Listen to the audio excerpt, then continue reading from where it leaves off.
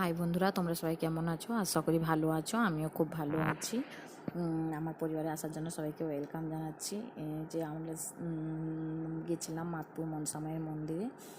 আমরা ট্রেনে করে গেছিলাম। সেদিন শনিবারও ছিল, প্রচুর রোদও ছিল, যার জন্য সেখানে মানে এত গরম ছিল আর এত ভিড় ছিল, ঢোকাও গেছিলো না।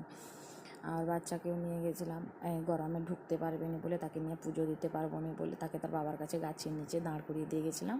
আমি প্রথমে ঢুকতেই পারিনি, শাশুড়ি পূজা টুজা দিল, তারপর অপেক্ষা করার পরে কিছুক্ষণ আমি ঢুকে আবার পুজো দিলাম।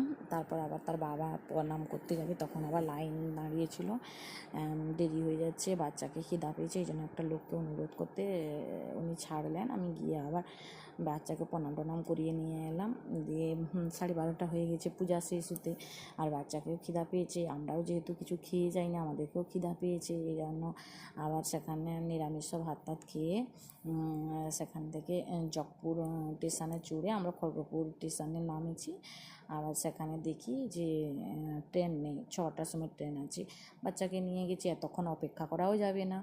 আর এই জন্য আমরা আবার সেখান থেকে খড়গপুরে আবার বাস স্ট্যান্ডে এসে বাস ধরে আমরা দাঁতন বাস স্ট্যান্ডে পৌঁছালাম।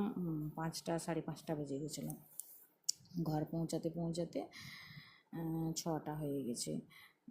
আর মেঘ উঠছিল, বৃষ্টিও হচ্ছিলো একটু বিকালের দিকটায়। আবার 6টা 6:30টার সময় বাড়িতে ভালোভাবে পৌঁছে গেছি।